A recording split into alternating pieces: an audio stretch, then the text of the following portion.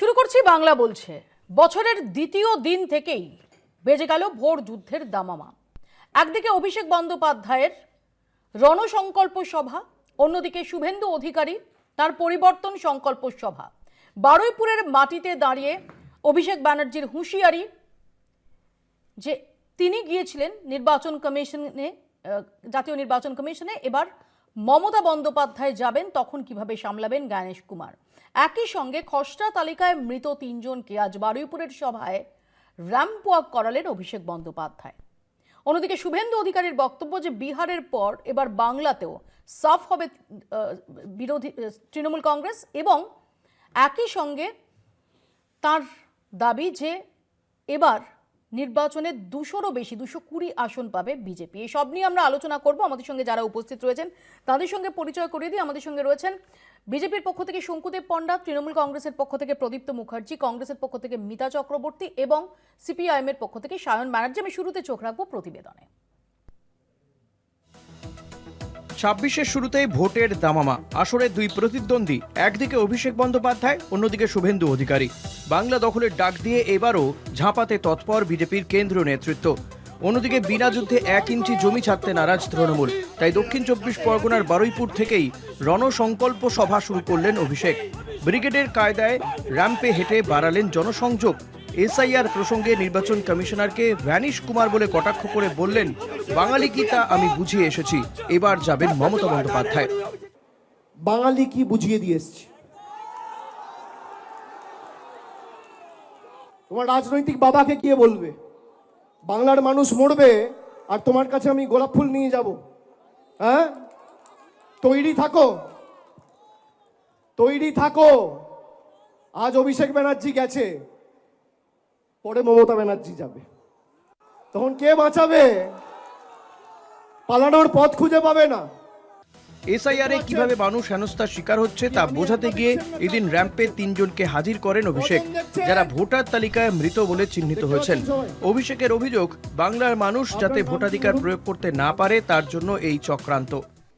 Election commission এদের দেখতে পাচ্ছেন না, এদের মৃত ঘোষণা করে দিয়েছে। এই জন্য আমি র্যাম্প মানিয়েছি। আর এরকম 3-4টে কেস না, খালি দক্ষিণ 24 পরগনা জেলায় 24 জন রয়েছে যারা জীবন্ত বহাল তবিয়তে রয়েছে, কিন্তু এদের দেখিয়ে দিয়েছে মারা গেছে। কোনোদিন মৃত ব্যক্তিদের র্যাম্পে হাঁটতে দেখেছেন? দেখেছেন? দেখেছেন? এই কারণ আমি তৈরি করেছি যে এদের কি চক্রান্ত, বাংলার মানুষ যাতে ভোটাধিকার প্রয়োগ না করতে পারে এদেরকে মৃত দেখিয়ে দেওয়া হয়েছে। অভিষেক যখন মাঠ কাঁপাচ্ছেন বারুইপুরে, তার কিছুক্ষণ আগেই মালদার চাঁচলে জনসভা করে নজর কাটতে চেয়েছেন শুভেন্দু অধিকারী। পরিবর্তন সংকল্প যাত্রা থেকে তার হুঁশিয়ারি, 14ই ফেব্রুয়ারির পর সব টের পাবে তৃণমূল, বাংলায় বদল আসন্ন। আপনার যা হবে বুঝতে পারবেন, এবারে বিজেপিকে কেউ রুখতে পারবে না। ছাপ্পা মেরে চুরি করে বাংলাদেশি মুসলিম অনুপ্রবেশকারীদের ভোট নিয়ে আমাদের সঙ্গে ওদের তফাৎ 2024-এ মাত্র 40 লাখ, আর প্রথম রাউন্ড সেমিফাইনালে এসআইআর থেকে বাদ চলে গেছে 58 লাখ। 14ই ফেব্রুয়ারি দেখবেন তৃণমূল বলছে আমরা ভোটে লড়বো না। বদলা নিতে চাইলে বদল আনতে হবে বলে সমর্থকদের উদ্দেশ্যে বার্তা দেন শুভেন্দু। বদলা চান তো? বদলা যদি চান, বদল আনতে হবে, হ্যাঁ কি না বলুন? শুভেন্দু বদলা আর বদলের কথা শোনালেও অভিষেক বলছেন, যারা আনম্যাপ করেছেন তাদের আনম্যাপ করতে হবে। অর্থাৎ বিজেপি যেমন চাইছে এসআইআর এর মাধ্যমে ভোটার লিস্ট সংশোধন করে জয়ের দোরগোড়ায় পৌঁছতে, তেমনি চটজলদি এসআইআর মানুষের ভোগান্তি বাড়াচ্ছে বলে আসরে নেমেছে তৃণমূল। মোদি জামানায় এই লাইন লাগাওয়ের আতঙ্ক মানুষকে বারবার কতটা বিব্রত করছে তাই তুলে ধরতে চাইছে তারা। ফলে 26-এর ভোটের ময়দান তপ্ত হয়ে উঠেছে বছরের শুরুতেই। কলকাতা টিভি।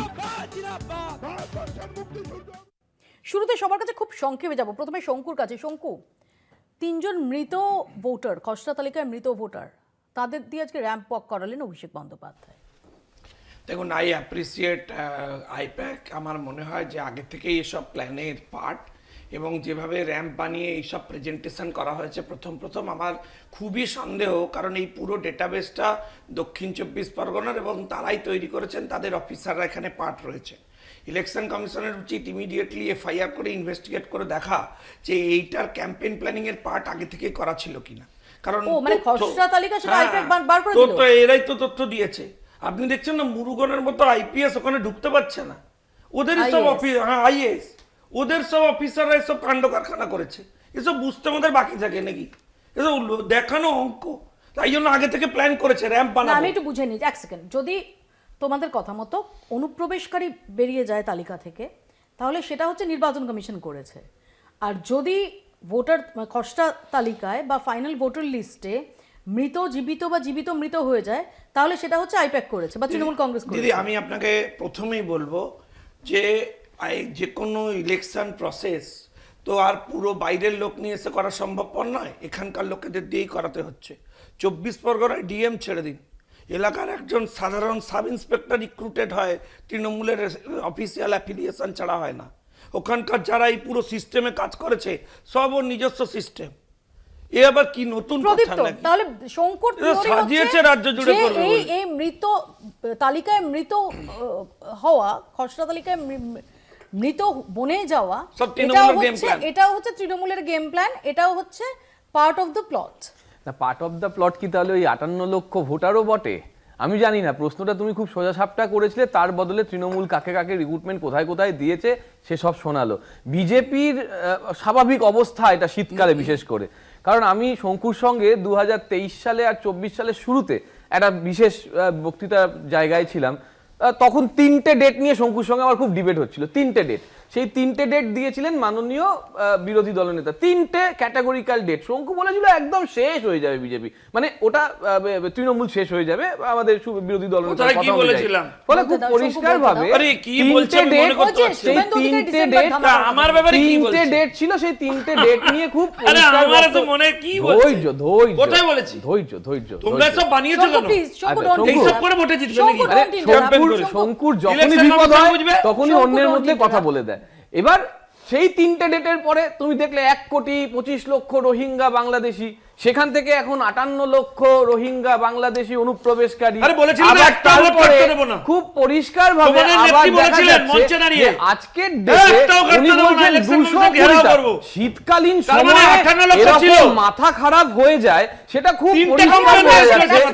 220টা আসন তোমরা লবডাবা পুড়িয়ে পাবে না সন্দেহ। মিতাদি, আমরা দেখতে পাচ্ছি যে একদিকে শুভেন্দু অধিকারী তিনি পরিবর্তন সংকল্প সভা করছেন, একদিকে অভিষেক বন্দ্যোপাধ্যায় রণসংকল্প সভা করছেন। এই মুহূর্তে দাঁড়িয়ে কংগ্রেসের অর্থাৎ ভোটের যে একদম ফাইনাল, যেটাকে একদম ফাইনাল লড়াই, সেই মোড়ে সবাই চলে গেছেন। কংগ্রেসের এই মুহূর্তে অবস্থানটাকে, প্রথম প্রশ্ন আমার যে আদৌ কংগ্রেস এখানে একা লড়বে নাকি কারোর সঙ্গে আসন সমঝোতায় যাবে, এই নিয়েও কি তারা স্থির করতে পেরেছে এখনো পর্যন্ত? দেখুন, প্রথম কথা হচ্ছে যে এখানে 15 বছর তৃণমূল কংগ্রেসের সরকার বাঙালিরা দেখে নিয়েছে। অ্যান্টি ইনকামবেন্সি নিশ্চয়ই আছে, এখানে শিল্পায়ন হয়নি, উন্নয়ন হয়নি, বিনিয়োগ আসেনি, কর্মসংস্থান হয়নি। যেভাবে বেকারত্বর হার বাড়ছে, যেভাবে এখানকার মানুষ একের পর এক দুর্নীতি স্ক্যাম দেখেছে বা রাজনৈতিক সন্ত্রাস দেখেছে, মানুষ পরিবর্তন চাইছে।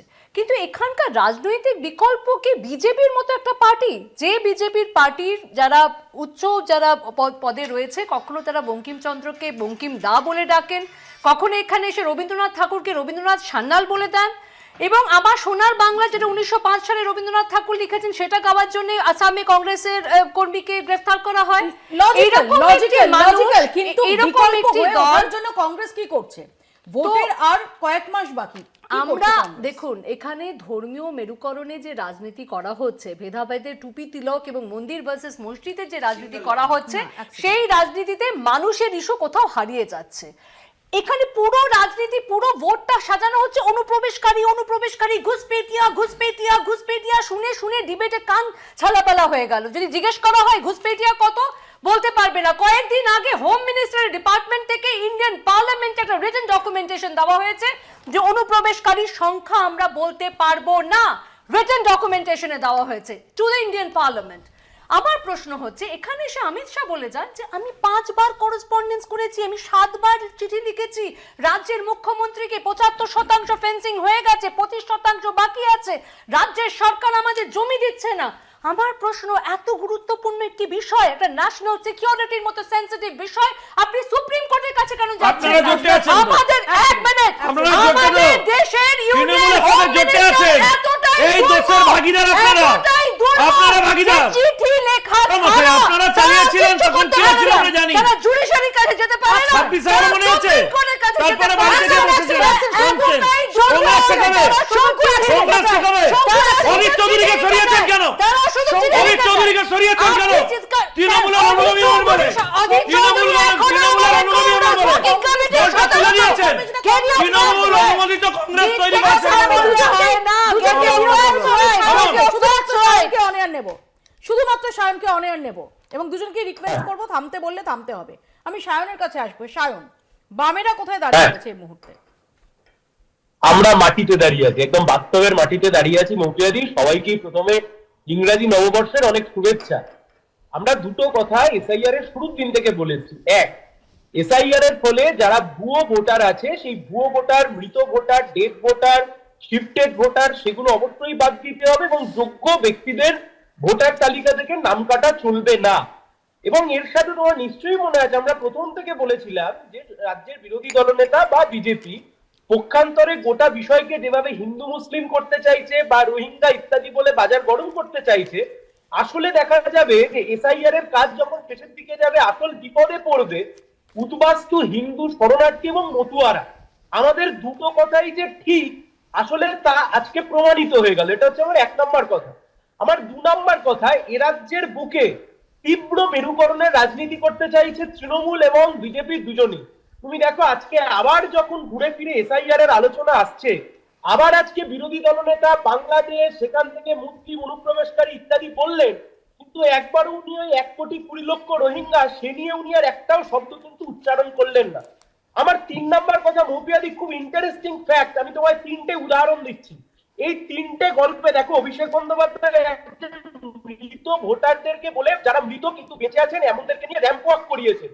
কিন্তু এই দৃশ্য তো আমরা জানি যে পশ্চিমবাংলায় ভোটের দিনকে তৃণমূল কংগ্রেস মৃত ভোটারদেরকে স্বর্গ থেকে মর্তে নিয়ে এসে র্যাম্প ওয়াক করিয়ে গিয়ে ইভিএমে ভোট দেয়। কিন্তু মৌপিয়াদি, 3টে ক্ষেত্র, 1 দুর্নীতি, 2 100 দিনের কাজের দুর্নীতি, 3 এই মৃত ভোটার, এই 3টেই কিন্তু তৃণমূলের বিরুদ্ধে সবচাইতে বড় অভিযোগ। আমি আসলে আমি একটু শুনে নিই শ্রমিক ভট্টাচার্য, তিনি আজকে এই দুটি, এক হচ্ছে যে এই মৃত ভোটারদের নিয়ে র্যাম্প ওয়াক, সেই নিয়ে কি বলেছেন, এবং আজকে অভিষেক বন্দ্যোপাধ্যায় যে হুঁশিয়ারি দিয়েছেন যে অভিষেক ব্যানার্জি গেছেন, বুঝিয়ে এসেছেন বাঙালি কি, এরপর মমতা বন্দ্যোপাধ্যায় যাবেন জ্ঞানেশ কুমারের উদ্দেশ্যে, তার হুঁশিয়ারি যে জ্ঞানেশ কুমার কিভাবে সামলাবেন। এই দুটি প্রসঙ্গ নিয়েই আজকে প্রতিক্রিয়া দিয়েছেন শ্রমিক ভট্টাচার্য। কি বলছেন তিনি, শোনান। অভিষেক এসছে, নির্বাচন কমিশন তিনি চেয়েছেন, এবার মমতা বন্দ্যোপাধ্যায় যখন আসবেন তখন কিন্তু নির্বাচন কমিশনের হাল খারাপ হবে, পালানোর পথ পাবেন না। আমরা কি করতে পারবো? নির্বাচন কমিশন তো আর পশ্চিমবঙ্গ রাজ্য নির্বাচন কমিশনের মতো এখানে বিজেপি শাখা সংগঠন নয়। ওখানে ব্যাপারটা অন্যরকম আছে। ওখানে নির্বাচন কমিশনার কেউ গভীর রাত্রে গিয়ে নেতারা একটু অনুরাগের ছোঁয়া দিয়েছেন, তারপরের দিন অন্যরকম কথা বলে। এখানে বিষয়টা ওরকম নয়। যদি পালাবার পথ না খুঁজে পান, তাহলে যারা সংবিধানের রক্ষাকর্তা তারা দেখবেন, তাদের দায়িত্ব, তাদের প্রশ্ন করবে, সুপ্রিম কোর্ট বুঝবে, আমাদের কি করার আছে। আমরা চাই এসআইআর সম্পূর্ণ।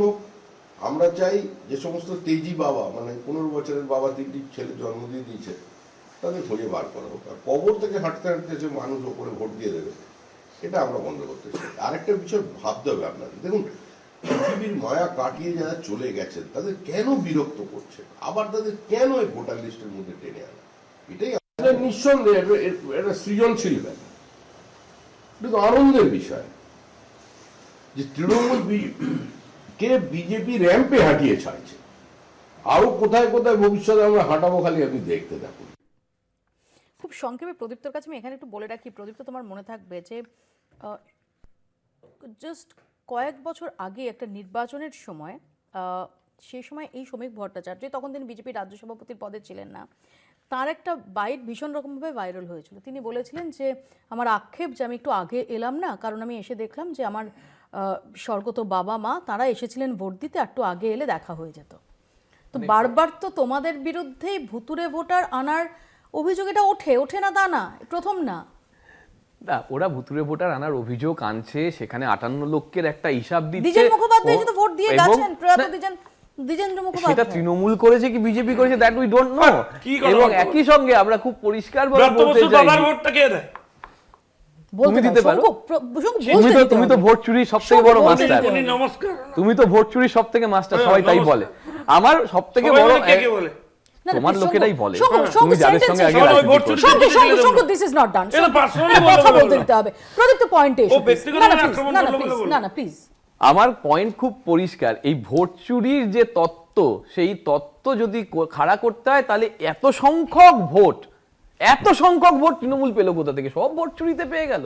আর ভোট চুরির কনটেক্সটে যারা বলছে, তারা 1652 ভোটে যখন জিতলো, অন্ধকার, লোডশেডিং, প্রথমে ডিক্লেয়ার হয়ে গেল মমতা বন্দ্যোপাধ্যায় জিতে গিয়েছে। দিদি, ওটা আমরা এখনো 10 কোর্টে সালে কেস জিততাম। চলছে, এখনো নন্দীগ্রাম কোর্টে কেস বলছেন তো, নন্দীগ্রাম। চলছে, আপনি শুভেন্দু নন্দীগ্রাম বলছেন তো? অধিকারীর কেস নন্দীগ্রামে এখনো 1000 চলছে, মাইনাস হয়েছে, ওই ভোটটা এখনো বাতিল কোর্টে হয়েছে। কেস চলছে, ওই 1000 এখনো কোর্টে plus কেস হচ্ছে চলছে। 2000, কে বড় 10,000 ভোট ভোটে করে? জিততাম। এরা যেমন 45,000 জালি ভোট। 70% ওই কাটাকাটি এই হচ্ছে ডিভিশন করে ভবানীপুরে। খুব হারবে। পরিষ্কার ভাবে বলছি। ভবানীপুরটা হারবে, আরে হারবে, বাবা, জিতেছে। চুপ করে, আরে আমরা 59 ভোটে এই জিতেছি। প্রসঙ্গে আলোচনার মাঝে আমি আরেকটা খবর যেটা আমাদের কাছে এসে পৌঁছেছে, যেহেতু এটা একদম ভোটের দামামা বেজে গেছে, এমনিতেই কলকাতাকে মিছিল নগরী বলা হয়, মিছিল, মিটিং, সভা সেগুলো চলতেই থাকে। সেখানে দাঁড়িয়ে এই মুহূর্তে আমরা যেটা খবর পাচ্ছি যে কলকাতা পুলিশের তরফ থেকে নতুন করে নির্দেশিকা জারি করা হয়েছে যে ফের ধর্মতলা চত্বরে রাজনৈতিক মিটিং, মিছিল এবং সভার উপর নিষেধাজ্ঞা জারি করেছে পুলিশ। ভারতীয় যে নাগরিক সুরক্ষা সংহিতা 2023 তার সাবসেকশন 1-এর সেকশন 163 অনুযায়ী জারি করা হলো এই নিষেধাজ্ঞা। এর ফলে বউবাজার থানা, হেয়ার স্ট্রিট থানা এবং হেডকোয়ার্টার ট্রাফিক গার্ড এলাকায় এই নির্দেশিকা বলবৎ থাকবে। আমি খুব সংক্ষেপে একটু রিয়াকশন নিয়ে নেব, প্রথমে শঙ্কুর কাছে একদম 30 সেকেন্ড করে রিয়াকশন নেব। দিদি, বিরোধী দলনেতা আজকেই একটা ফর্মালি টুইট করেছেন, আপনি দেখবেন এখনো পর্যন্ত আমরা 104টা অনুমতি নিয়েছি সবার কলকাতা হাইকোর্ট থেকে, এবং এটা ইন্টেনশনালি তৃণমূল করিয়েছে যাতে কলকাতার উপরে এই সমস্ত উত্তর নেব। জায়গায় কোনো বিরোধীরা সভা করতে না পারে। মিতাদি, খালি ও একা করবে। এক সেকেন্ড। দেখুন, একটা যখন ইলেকশন আসছে তখন প্রত্যেকটি রাজনৈতিক দল চাইবে যে তাদের মিটিং মিছিলের জন্য অনুমতি দেওয়া হোক। ধর্মতলার মতো একদম হার্ট অফ দ্য সিটি যদি আপনি ব্লক করে রাখেন, হ্যাঁ হতে পারে যে মানুষের সুবিধার জন্য আপনারা কোনো সিদ্ধান্ত নিচ্ছেন, কিন্তু সেই সিদ্ধান্তটাকে একটু লজিক্যালি নিতে হবে। নির্বাচনের আগে মিটিং মিছিল হবে, সভা হবে, এটাই তো স্বাভাবিক। বিরোধীদের কণ্ঠ, আমাদের কথা বলার জন্য তো একটা প্ল্যাটফর্ম দিতে হবে। তাই আমরা নিশ্চয়ই চাইবো যে আমাদের প্রত্যেকটা রাজনৈতিক দলের এই অধিকার আমরা রয়েছে যে বিরোধীদের তারা দেখেছি meeting যে মিছিল বিভিন্ন করতে পারে। সভা, র্যালি, মিটিং, মিছিল করতে গেলে আদালতের দ্বারস্থ হওয়া এবং আদালতের পারমিশন নেওয়াটা এখন প্রায় একটা প্রত্যেক দিনের ব্যাপার হয়ে দাঁড়িয়েছে। চরম অগণতান্ত্রিক স্বৈরাচারী সরকার, তারা মনে করে ধর্মতলা চত্বর, ভিক্টোরিয়া হাউসের ওই চত্বর, ওখানে তৃণমূল ছাড়া কেউ মিছিল করবে না। আমি তোমাকে আমার দলের তরফ থেকে বলছি, কোন আদালতের তোয়াক্কা না করে, কিচ্ছু তোয়াক্কা না করে মানুষের কণ্ঠস্বর পৌঁছে দেওয়ার জন্য আমাদের মনে হলো আমরা ধর্মতলাতে মিটিং করবো, মিছিল করবো, পুলিশের ক্ষমতা থাকলে পুলিশ আটকাবে। সব চ্যালেঞ্জ রাজ্য সরকারকে, অসম্পদায় যারা সীমা থাকে, প্রদীপ্ত, এই প্রশ্নটা বারবার উঠেছে যে বিরোধীদের কর্মসূচির প্রসঙ্গ যখনই আসে তখনই নানা রকমের নিয়ম, নিগড় এগুলো এসে যায়, অথচ শাসক দলের ক্ষেত্রে এগুলো কোনোদিন দেখিনি যে এমন পরিস্থিতি হয়েছে যে শাসক দল একটা পছন্দের জায়গায় সভা করতে পারছে না, তাদের আদালতে গিয়ে পারমিশন নিয়ে আসতে হচ্ছে। দেখো, শাসক দলের ক্ষেত্রেও তো এই 60 দিনের ব্যাপারটা প্রযোজ্য হবে নাকি প্রযোজ্য হবে না সেটা আমি জানি না। এই যেটা দেখিয়ে তুমি বললে সেটা তো শাসক দলের ক্ষেত্রে প্রযোজ্য। আর ওই যেটা স্পেসিফিক ধর্মতলা চত্বরের একটা নির্দিষ্ট অংশকে কেন্দ্র করে সায়ন বাবা বললেন যে তুমি ভাই ওটা তোমার সম্পত্তি, বা এখানে ও বললো সম্পত্তি, সেটা নিয়ে তো কোর্টে গিয়েছিল বিরোধী দলনেতা। তাহলে বিরোধী দলনেতার কি হলো? সেই 21শে জুলাইয়ের কনটেক্সটেও একটা কথা বলি গতবার, সেখানে আমি বলি একটা কথা, 104টা সভা, 104টা সভা বলছে ওরা গত 10 বছরে দেখা যায় যে আদালত কখনো সরাসরি কখনো শর্ত সাপেক্ষে, বেশিরভাগ ক্ষেত্রে শর্ত সাপেক্ষে, থ্যাংক ইউ, শর্ত সাপেক্ষে গত 10 বছরে 104টা সভা ওদের কোর্টে যেতে হয়েছে। আর ওরা তো বলছে লক্ষ লক্ষ সভা করে বেড়াচ্ছে। একদম তাহলে লক্ষ লক্ষ সভা 104টা সভার সংখ্যা পার্সেন্টেজ কত? এদের সাধারণ সম্পাদক রাজভবনের সামনে বসতে পারবে, কিন্তু অন্য কেউ বসতে পারবে না।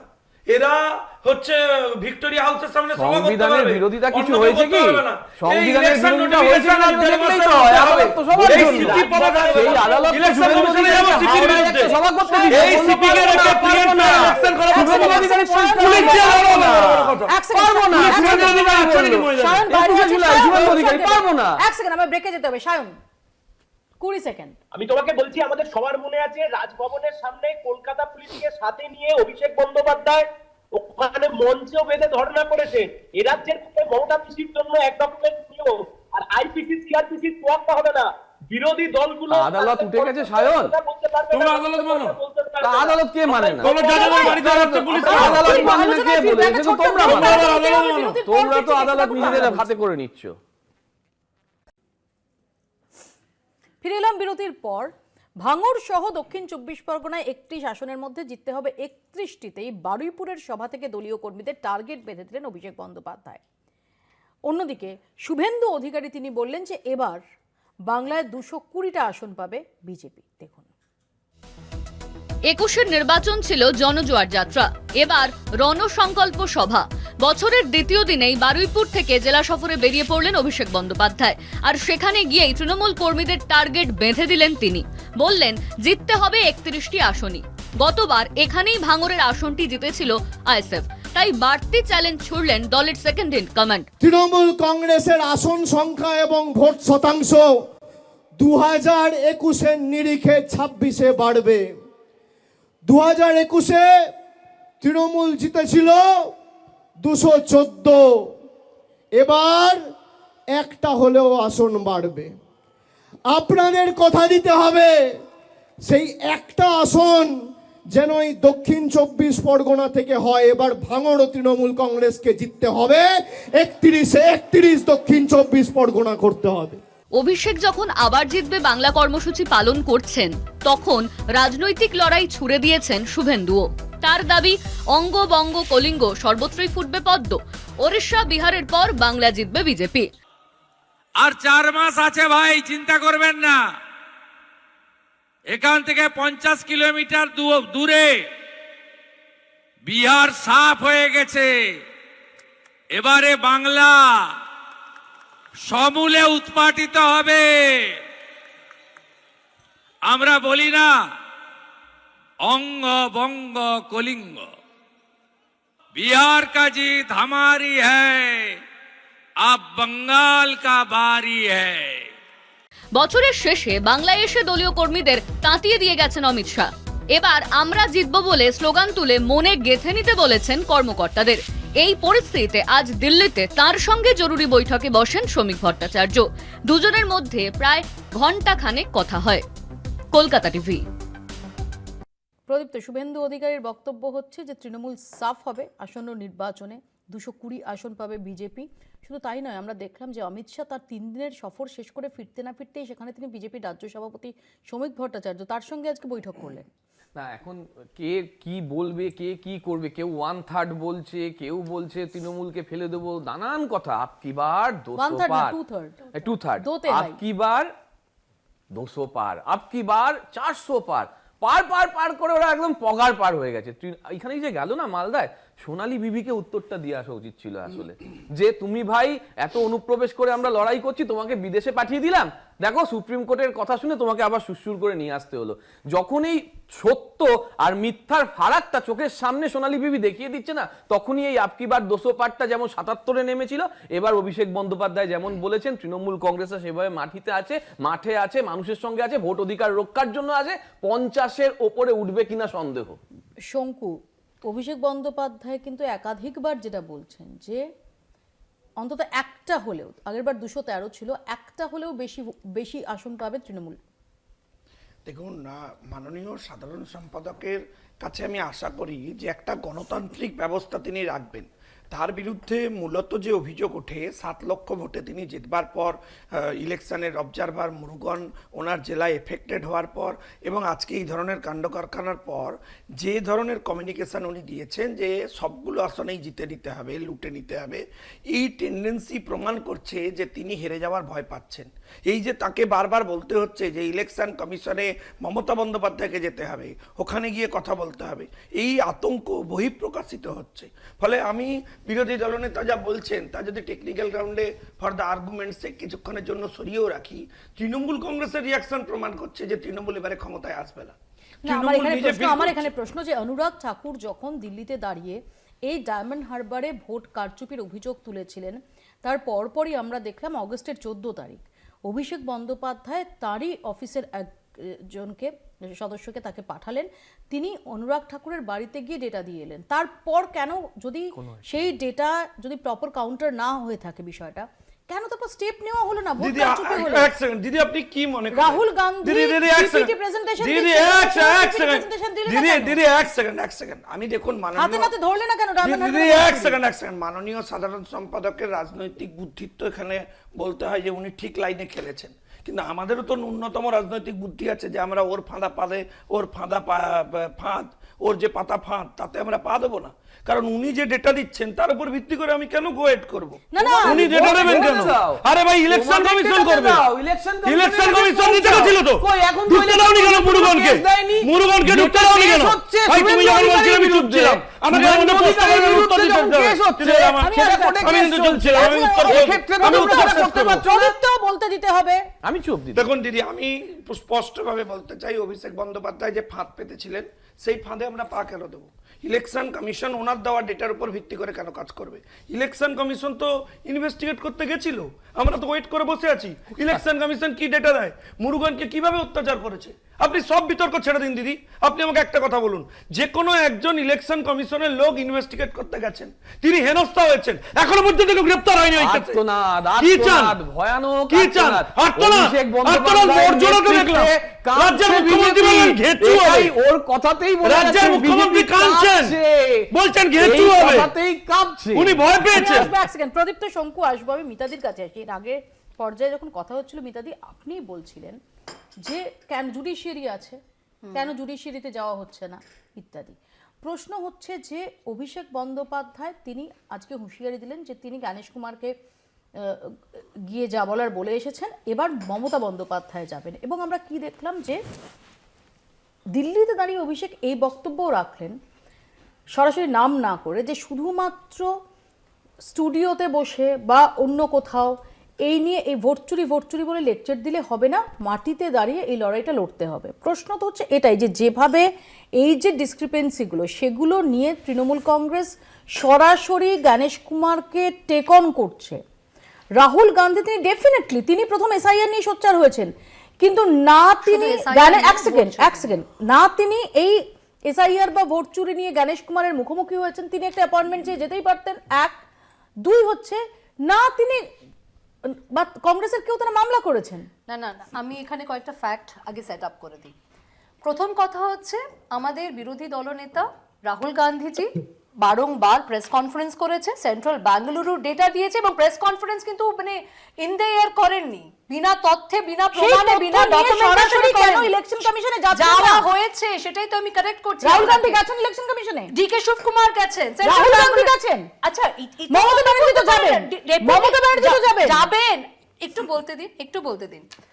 প্রথম কথা হচ্ছে সেন্ট্রাল বেঙ্গালুরু ডেটা নিয়ে, যেখানে লক্ষাধিক ডেটা এবং হাজার হাজার entry, house number 0, father's name ABCDEF, একটা ব্রাজিলিয়ান মডেলের 22 বার ছবি আসা হরিয়ানা ভোটার। আপনি কি মনে করেন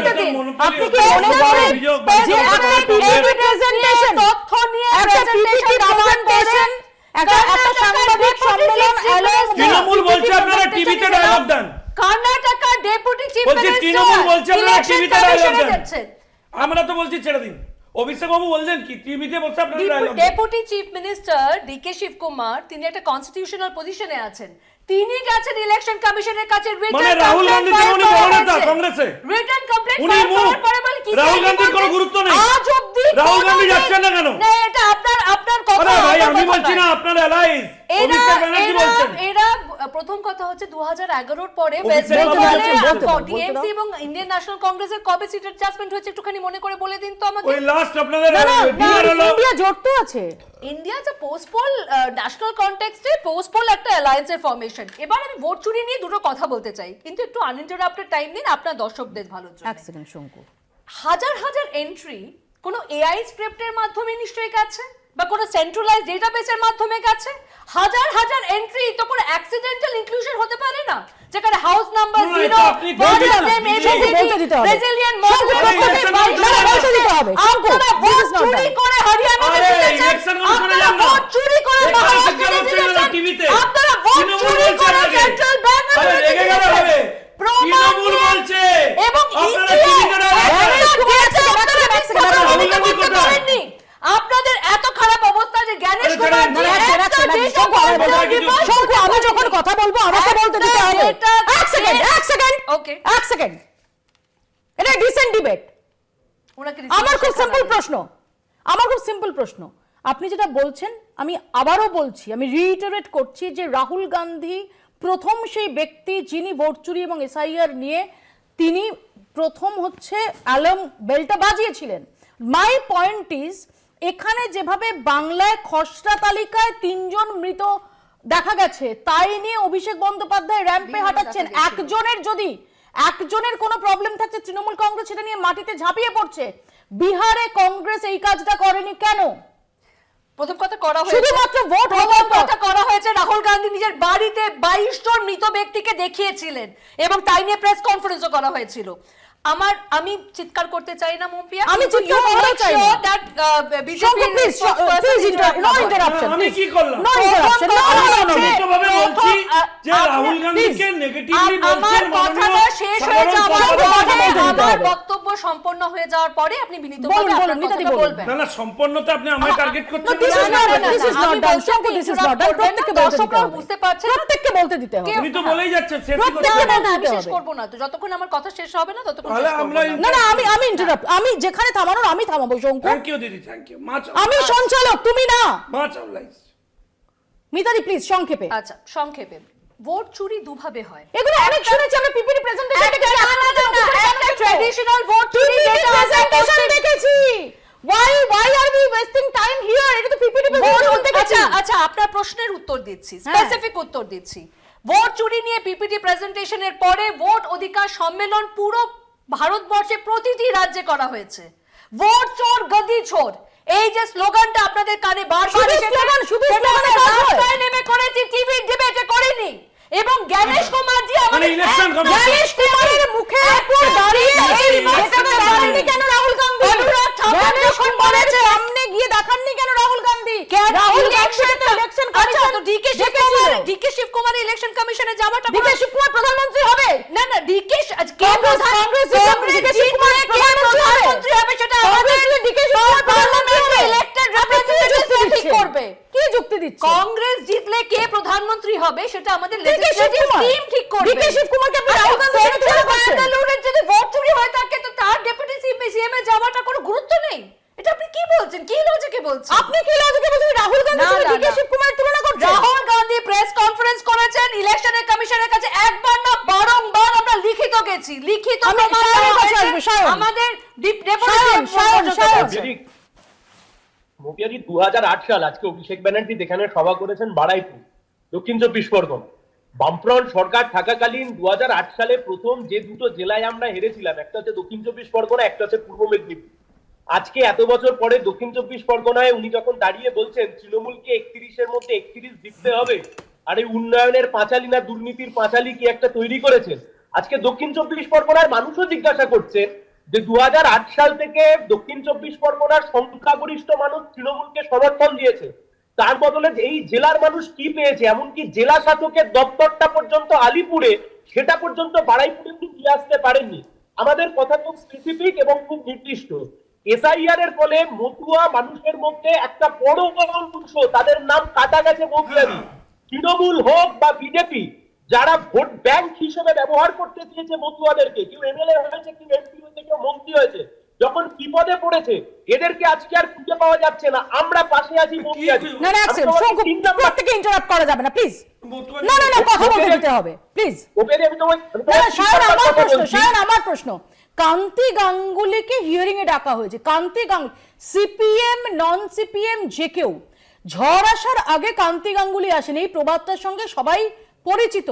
এবং আমরা দেখেছি আয়লার সময় কান্তি গাঙ্গুলি কি করেছেন, ট্রলার ডুবি হলে একটা সেখানে কান্তি গাঙ্গুলি কি করেছেন, সেই কান্তি গাঙ্গুলিকে হিয়ারিং এ ডাকা হয়েছে। এটা নিয়ে তো তোমাদের ঝড় তোলা উচিত ছিল রাস্তায়, তোমাদের তো এই নিয়ে নির্দিষ্ট কর্মসূচি রাখা উচিত ছিল, রেখেছো তোমরা?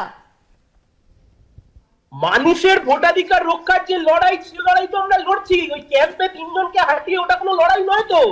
ওই ক্যাম্পে 3 জনকে হাঁটিয়ে তারপর আমরা ভোটের দিনকে ভূত ভোটার নিয়ে এসে না না, আমি বলছি না যে ক্যাম্পে 3 জনকে হাঁটানোটাই একমাত্র সলিউশন, বাট প্রত্যেকটা ইচ এন্ড এভরি কেস নিয়ে বাকি যারা কংগ্রেস ধরা যাক, সিপিআইএম ধরা যাক, তারা রাস্তায় কোথায় নামছে প্রত্যেকটা কেস টু কেস ধরে? রাস্তায় রয়েছে। আরে বাবা, আমি তোমাকে বলছি দুর্নীতির বিরুদ্ধে সবচাইতে তো বেশি আমরা লড়াই করেছি। এখন তো দেখা যাচ্ছে এসআইআর প্রসঙ্গে বলছি, এসআইআর প্রসঙ্গে বলছি, সায়ন, দুর্নীতি নিয়ে আমরা আলোচনা করেছি, করব। বলছি তোমাকে মৌপিয়াদি, আমি তোমাকে একটাই কথা বলছি, শোনো, এই যে কে ক্ষমতায় আসবে, কে ক্ষমতায় যাবে, এ বলছে 200 কোটি পাবো, ও বলছে একটা সিট বেশি পাবো। একটা কথা সহজ পাবে, তমলুকের বিজেপির সাংসদ অভিজিৎ গঙ্গোপাধ্যায় তিনি স্পষ্ট ভাবে বলে দিয়েছেন যে তৃণমূল আর বিজেপি কিভাবে নিজেদের মধ্যে আভ্যন্তরীণ সম্পর্ক রেখে ক্ষমতার ভরকেন্দ্রতে থাকতে চাইছে। এটা আমাদের কথা নয়, আর আজকের দিনে বিজেপির সাংসদও এই কথা বলছে। মমতা ব্যানার্জি বাংলার প্রাক্তন মুখ্যমন্ত্রী, বিজেপি ক্ষমতায় আসবে না, বাংলার মানুষ এই তু মে হিন্দু মুসলিম এই দুর্নীতি অসভ্যতামি এর বিরুদ্ধে জবাব দেবেই দেবে। কাদের আনবে বাংলার মানুষ, কাদের আনবে? আমি এক্স্যাক্টলি এটাই জানতে চাইছি যে তৃণমূল, এক সেকেন্ড, তৃণমূল কংগ্রেসে, আমি ধরে নিচ্ছি তৃণমূল কংগ্রেসে মানুষ বিরক্ত, বিজেপিকে মানুষ বিশ্বাস করছে না, কাকে আনবে বাংলার মানুষ? আমরা আছি, বাম আছে, গণতান্ত্রিক শক্তি আছে, বামফ্রন্ট সরকার গঠন করবে, সরকার চালিয়েছি, মৌপিয়াদি 7 বার মন্ত্রিসভা তৈরি করেছি। কিন্তু এটাও সত্যি, শেষ কয়েকটা নির্বাচনে আমরা আশানুরূপ ফল করিনি, কিন্তু মানুষ তার অভিজ্ঞতার মধ্যে দিয়ে ভোট দেয়। এ রাজ্যে বিজেপি ছিল না, এখন বিজেপি ভিজিবল। এ রাজ্যে তৃণমূল সরকার আসবে। আমি একটু দেখে নিই যে অভিষেক বন্দ্যোপাধ্যায় আজকে যে দক্ষিণ 24 পরগনায় 31 টার্গেট বেঁধে দিয়েছেন, সেটা নিয়ে কি বলছেন ভাঙড়ের আইএসএফ বিধায়ক নওশাদ সিদ্দিকী। তৃণমূল কংগ্রেসের নোংরামি বিজেপির সাম্প্রদায়িকতার বিরুদ্ধে যেভাবে লড়ে যাচ্ছে, তৃণমূল কংগ্রেস আর বিজেপি চিন্তিত হচ্ছে, ফলে ভাঙড়ের বিধায়ককে হারাতে হবে। তবে একটু আমি বলে রাখি, 2021 সালে আপনারা অনেক চেয়েছিলেন, পারেননি। 2026 সাল আসছে, সংযুক্ত মোর্চা 2026-এ যাতে তৈরি হয় তার জন্য আমরা চেষ্টা করছি। তারপরেও বলছি, আমরা এই বিগত 4.5 বছরে যা পারফরমেন্স করছি, রাজ্যের বিভিন্ন প্রান্ত থেকে ভাঙড় উপহার দেবে বিধানসভাকে, অর্থাৎ ডবল ডিজিটের বিধায়ক বিধানসভায় যাবে আইএসএফ এর পক্ষ থেকে। পারলে গণতান্ত্রিক প্রক্রিয়াতে লড়াই আসুন, আমরা আপনাদের চ্যালেঞ্জকে গ্রহণ করছি। আমরা নওশাদ সিদ্দিকীর বক্তব্য শুনলাম। আমি শুধু প্রদীপ্তকে একটু জানিয়ে দিই যে এই বক্তব্যের পর নওশাদ সিদ্দিকী ফেসবুকে পোস্ট দিয়েছেন, তাতে বেশি কিছু লেখা নেই, লেখা আছে আচ্ছা ঠিক আছে। আমার ওই আচ্ছা ঠিক আছে খুব ভালো লেগেছিল। একদিকে সায়ন যখন বলছে বাম গণতান্ত্রিক শক্তি, ওদিকে নওশাদ বলছে সংযুক্ত মোর্চা, আমার সেই ব্রিগেডের সভা মনে পড়ছে। অধীর চৌধুরী বক্তব্য রাখছেন, হঠাৎ করে ভাইজান ভাইজান ভাইজান ভাইজান, মঞ্চ একদম ভরে গেল, জনগণ ভরে গেল। ওদিক থেকে মোহাম্মদ সেলিমজি এলেন, এসে এই অধীরদা সরো তো, ভাইজান এসে ভাইজানকে বক্তৃতা দিতে দাও তো, সেই নিয়ে একটা কুটকাচালি। ওই বক্তব্যটা শোনা গেছে? আমি মজা করে বলছি, আমি মজা করে বলছি, আমি মজা করে বলছি। ওই ফিজিক্যাল যে জায়গাটা, ফিজিক্যাল জায়গাটার সঙ্গে আমার নিজের একটা স্ক্রিপ্ট, সেখানে আমি দায়িত্ব নিয়ে বলছি। তারপরে দিদি স্ক্রিপ্ট আমি লিখিনি, বাংলার জনগণ লিখেছে।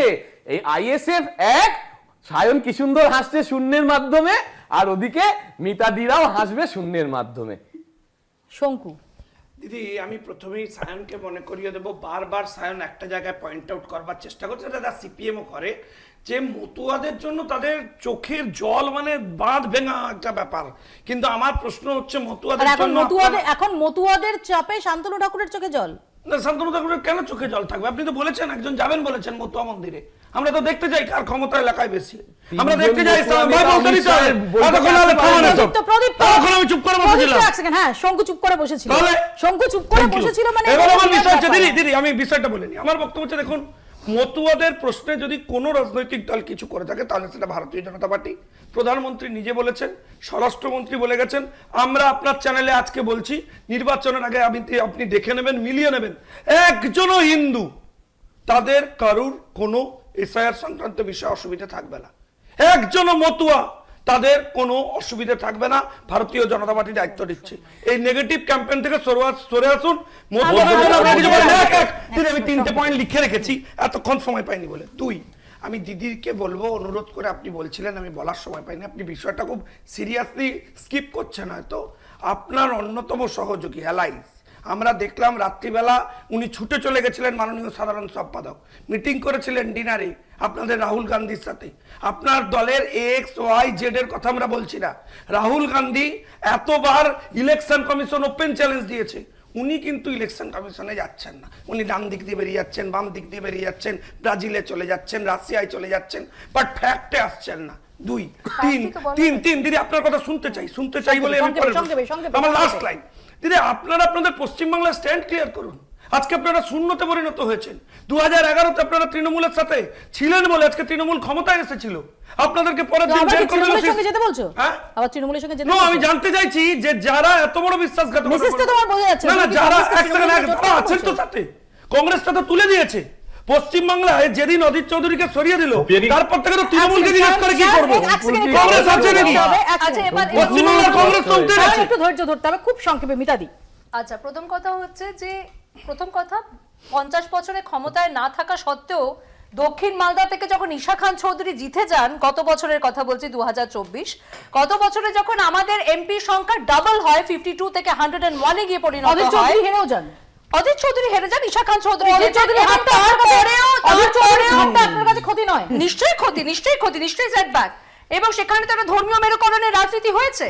একটু বলতে দিতে হবে মপিয়া। এবার মুর্শিদাবাদ বলো বা উত্তর দিনাজপুর বলো বা মালদা বলো, এখন ওখানে আমাদের কংগ্রেসের সংগঠন আছে। তাই জন্য 50 বছর পরেও বাংলার ডিএনএতে এবং ভারতবর্ষের ডিএনএতে জাতীয় কংগ্রেস আছে।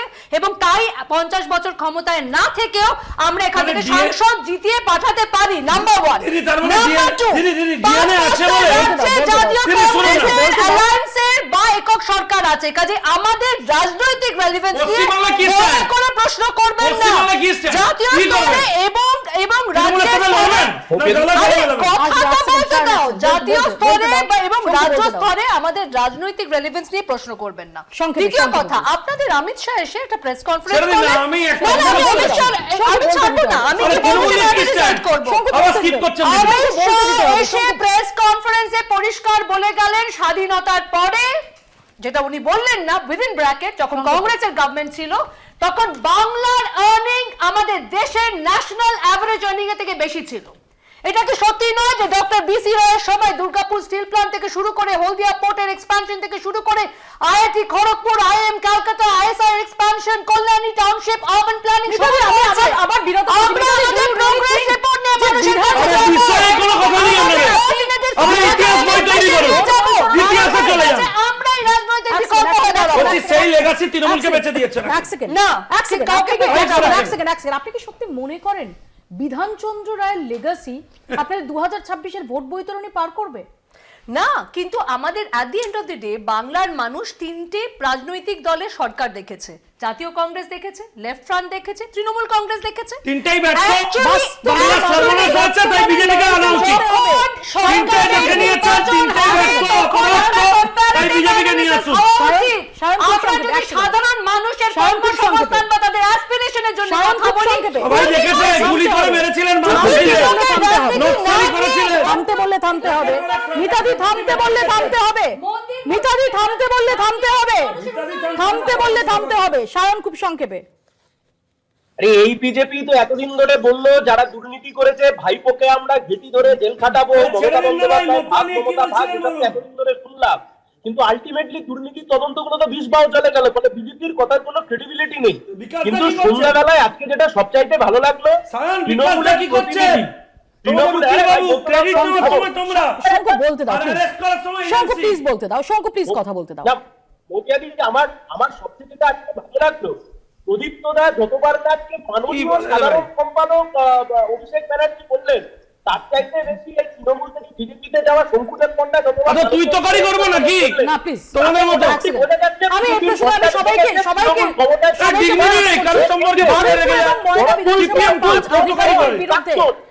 যে অভিযোগ ভোটার তালিকায় কারচুপির, যার বিরুদ্ধে যার জেরে 2 ইআরও 2 এইআরও এবং 1 অপারেটর বিরুদ্ধে এবার এফআইআর এর নির্দেশ। সরাসরি যাব সত্যসুন্দর ভট্টাচার্যর কাছে। সত্য, খুব সংক্ষেপে সত্য, এবং একই সঙ্গে জেনে নেওয়ার চেষ্টা করবো এই যে ডাউটফুল ভোটার্স 1,34,00,000, তারও একটা ব্রেকআপ ইলেকশন কমিশনের তরফ থেকে সেটা দেওয়া হয়েছে, একটু যদি আমাদের সামনে তুলে ধরো প্লিজ। দেখো, ইতিমধ্যেই জাতীয় নির্বাচন কমিশনের তরফ থেকে তারা জানিয়েছে স্বতঃপ্রণোদিতভাবে, এর আগে 4 মাস আগে গত অগস্ট মাসে যে ভোটার তালিকায় কারচুপির বিষয়টি নজরে এসেছিল এবং সেক্ষেত্রে দক্ষিণ 24 পরগনার বারুইপুর পূর্ব বিধানসভা এবং পূর্ব মেদিনীপুরের ময়না বিধানসভা, এই 2 বিধানসভার 2 ইআরও, 2 জন এইআরও এবং 1 জন ডেটা এন্ট্রি অপারেটরের বিরুদ্ধে এই ভোটার তালিকায় কারচুপির অভিযোগ এসেছিল এবং সেই প্রেক্ষিতে তাদের বিরুদ্ধে ব্যবস্থা নেওয়ার নির্দেশ দিয়েছিল এবং এক সময় দেখা গিয়েছিল যে রাজ্যের মুখ্য সচিবকে নির্দেশ দিয়েছিল জাতীয় নির্বাচন কমিশন, এমনকি তাকে দিল্লিতে পর্যন্ত ডেকে পাঠানো হয়েছিল। পরবর্তী সময়ে দেখা গিয়েছে যে এই 2 বিধানসভার 2 ইআরও, 2 জন এইআরওকে সাসপেন্ড করা হয়েছিল, কিন্তু তাদের বিরুদ্ধে কিন্তু কোনো রকম এফআইআর করা হয়নি। অন্যদিকে এই গোটা বিষয়টি কিন্তু নজরে রেখেছিল নির্বাচন কমিশন। এসআইআর এর যে কাজ চলছে সেই জায়গায় দাঁড়িয়ে কমিশনের তরফ থেকে এবার স্বতঃপ্রণোদিতভাবে তারা সরাসরি জেলা শাসকদের, এই 2 জেলার জেলা শাসক যারা জেলা নির্বাচনী আধিকারিক রয়েছে তাদেরকে নির্দেশ দিয়েছে যে তাদেরকে এই 4 জনের বিরুদ্ধে যাতে এফআইআর করা হয় সেই নির্দেশ দেওয়া হয়েছে। দেখো, ইতিমধ্যেই 1,36,00,000 যে তথ্যের অসঙ্গতি রয়েছে তার মধ্যে কিন্তু দেখা গিয়েছে যে 94 লক্ষের যে তথ্যগত অসঙ্গতি সেটা তো 1,36,00,000 থেকে কমে দাঁড়িয়েছে এবং এর মধ্যে যে সমস্ত ডিসক্রিমিনেন্সি গুলো রয়েছে সেই বিষয়গুলো কিন্তু যাচাই করে দেখা হচ্ছে, অর্থাৎ আগে যে সংখ্যা ছিল, পরিসংখ্যান ছিল, সেই জায়গা থেকে 1,36,00,000 থেকে এখন কিন্তু সংখ্যাটা এসে কমিয়ে দাঁড়িয়েছে 94 লক্ষের বেশি। ধন্যবাদ সত্য। এক হচ্ছে প্রদীপ, খুব সংক্ষেপে আমি 4 জনের কাছে আসবো। এক হচ্ছে ইআরও এইআরও তাদের বিরুদ্ধে এবার এফআইআর করার নির্দেশ। 2 হচ্ছে যে লজিক্যাল ডিসক্রিপেন্সি নিয়ে অভিষেক বন্দ্যোপাধ্যায় সহ প্রতিনিধি দল তারা দিল্লিতে গিয়েছিলেন, সেই লজিক্যাল ডিসক্রিপেন্সির যে কথা যে 1,34,00,000 থেকে সেটা 94 লাখে নেমে এসেছে। দেখো, এইটাই তো বলছিলাম, ইলেকশন কমিশনের হাতে নির্দিষ্ট পাওয়ার দেওয়া রয়েছে, যে পাওয়ার এক্সারসাইজ করার মাধ্যমে এফআইআর এর কথা বলা হয়েছে। তাহলে সেক্ষেত্রে এই 7 লক্ষ এত সব চুরি এই কথার ক্ষেত্রে ইলেকশন কমিশন কোনো ব্যবস্থা নেয়নি কেন? খুব সংক্ষেপে শঙ্কু, সেই তো লজিক্যাল ডিসক্রিপেন্সি কমে তো আসছে। 1,36,00,000 ডাউটফুল ভোটার্স 1,36,00,000 থেকে 94 লাখে কমছে। দেখুন, তৃণমূলের চাপে আমার বক্তব্য যে তৃণমূল কংগ্রেস বলেছিল একটাও লোক নেই, 94 লক্ষ কেন? যদি 10টাও হয়, সেই 10টাও তো হচ্ছে বেআইনি ভোটার। আজকে বৈধ কিছু বলেছিল না, বলেছিল একটাও কাটতে দেবো না, প্রথম থেকে বৈধ ভোটার বলেছে। না, আমি এতক্ষণ চুপ ছিলাম। 2 নম্বর মোস্ট ইম্পর্টেন্টলি দিদি, ইটস টু আর্লি, ফাইনাল তালিকা বেরো, আমাদের বক্তব্য আছে। দেখুন, আমরা শুধু একটাই আশা করব যে ইসিআই যাতে ইন্ডিপেন্ডেন্টলি কাজ করতে পারে, বিজেপির ফ্রন্টাল সেল বা ডিপার্টমেন্টের মতো কাজ না করে। আমাদের শুধু একটাই অভিযোগ, আমরা যতবার আমরা ডেটা রিভিউ করেছি এবং একটা ডেটা পয়েন্টার কিন্তু জ্ঞানেশ কুমার বলতে পারেনি এটা আমাদের ডেটা নয়, সব কিন্তু ইলেকশন কমিশনের ওয়েবসাইট থেকে নেওয়া ডেটা। এবং আমাদের আরেকটা বক্তব্য ছিল যে আপনারা ভোটের আগে যেটা ফাইনাল ভোটার লিস্ট হচ্ছে তার ইলেকট্রনিক ভোটার লিস্ট আমাদেরকে দিন, যেটা মেশিন রিডেবল হবে, যাতে আমরা fake ID, fake duplicate voter ঢোকাচ্ছেন কিনা, অন্য একই নামে অনেক ভোটার বিভিন্ন বুথে আছে কিনা সেটা আমরা তাড়াতাড়ি দেখতে পারি, মেশিন রিডেবল পাঠান। লজিক্যাল ডিসক্রিপেন্সি যেসব ক্ষেত্রে 1,36,00,000 থেকে সেটা নেমে 94 লাখ হলো এবং ওই ইআরও এইআরও তাদের বিরুদ্ধে এফআইআর এর নির্দেশ। পশ্চিমবাংলার বুকে উদ্বাস্তু হিন্দু, পরিযায়ী শ্রমিক, মুসলিম সবাই মিলে যেভাবে তাদের নাম কাটার হিড়িক দাবি করছে বিজেপি এবং যেভাবে তাদেরকে ব্যতিব্যস্ত করা হচ্ছে উদ্বাস্তু হিন্দু মতুয়া, আমরা এর বিরুদ্ধে পথে ছিলাম, আছি, থাকবো সমস্ত সেকশনের মানুষের কাছে। গণতান্ত্রিক অধিকার রক্ষার যে কাজ, লেফট কমিটেড, লেফট পাশে থাকবে, কোনো বড় ভুল ছোট ভুল কেউ থাকবে না, টিকবে না, কোনো বড় ভুল ছোট ভুল টিকবে না, হয়ে এসছে। বলছি কোথায় আছো এখন? বারুইপুরে? টিকবে না, টিকবে না। এখন কোথায় আছো? বিধানসভায় তো নেই, কেউ টিকবে না। ওই জন্য নেই। শূন্যর নিচে তো নামতে পারবে না, মাইনাসে চলে যাবে এরপর। আরে থামো, তোমাকে খুঁজে আস্তে আস্তে মাইনাসের দিকে এগিয়ে যাচ্ছি আমরা। নতুন বছরের শুরুতেই ভোটের লড়াই তার দামামা বেজে গেল। আপাতত বাংলা বলছে এখানেই শেষ করছি। দেখতে থাকুন কলকাতা টিভি।